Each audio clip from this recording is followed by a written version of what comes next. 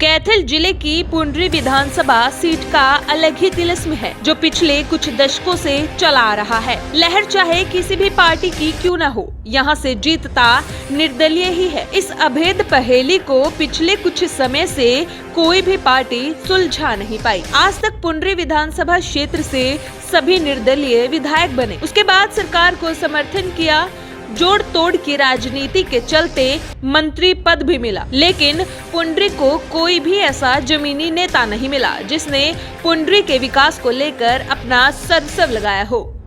पहले बात करते हैं पूर्व में मंत्री रहे नरेंद्र शर्मा और पूर्व में संसदीय सचिव रहे सुल्तान जडोला की। पुंडरी हलके की जनता ने इनको समर्थन दिया, लेकिन दोनों नेता जनता का विश्वास नहीं जीत पाए। दूसरे नंबर पर बात करते हैं 2 बार विधायक रहे दिनेश कौशिक की। जनता ने 2 बार मौका दिया, लेकिन कोई बड़ा काम नहीं कर पाए। जनता कह रही है कि दिनेश कौशिक सिर्फ वोट की राजनीति करते हैं। चुनाव से 6 महीने पहले ही विधानसभा में दिखाई देते हैं। 2019 में दिनेश कौशिक चुनाव हार गए, लेकिन अब वो विपक्ष की भूमिका में भी नहीं दिखाई देते। अब बात करते हैं मौजूदा विधायक रणधीर गोलन की। सरकार ने चेयरमैन भी बनाया हुआ था, लेकिन बड़बोलेपन की वजह से आज उनकी राजनीतिक हाशिए पर आ गई है। उन्हें विधायक बनने के लिए कितने पापड़ बेलने पड़े हैं किसी से नहीं छिपा, और अंत में उन्हें अपने विधायक की सीट जीतने के लिए आंखों में आंसू भी लाने पड़े।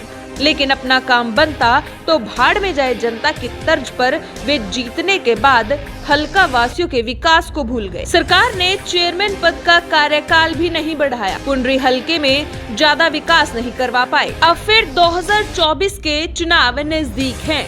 अगर हलके में सक्रियता की बात की जाए तो वर्तमान में कांग्रेस से कंवरपाल करोड़ा, सतबीर भाणा और जजपा की तरफ से राजू ढुलपाई सबसे ज्यादा सक्रिय हैं। लेकिन इनके लिए भी जनता के बड़े सवाल हैं। पुंडरी में विपक्ष ना के बराबर है। जजपा के नेता राजू ढुलपाई विरोध करते रहते हैं, लेकिन वो गठबंधन में हैं और गठबंधन की मजबूरियां उन्हें पूरी तरह से आवाज बुलंद करने से रोकती रही है।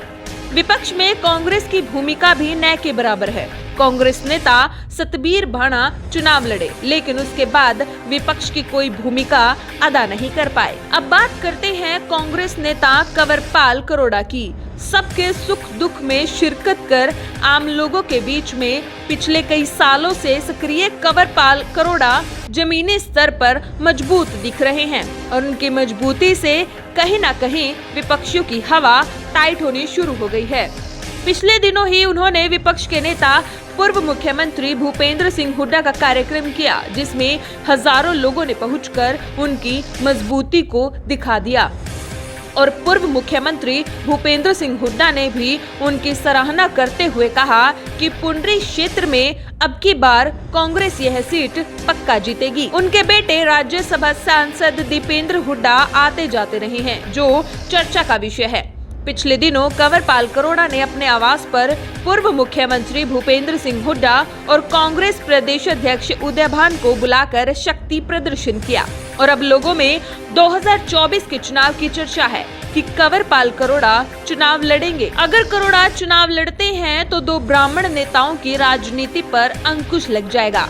इसके साथ ही कहीं न कहीं कंवरपाल करोड़ा के मजबूत होने से कहीं न कहीं पुंडरी की राजनीति में हलचल जरूर है, और अब समय लगभग 1.5 साल का बचा है, तो हर कोई अपनी गोटी फिट करने में लगा हुआ है। विधानसभा चुनाव में पुंडरी की जनता फिर से इतिहास दोहराएगी या किसी पार्टी के टिकट पर मुहर लगाएगी, यह तो भविष्य ही बताएगा।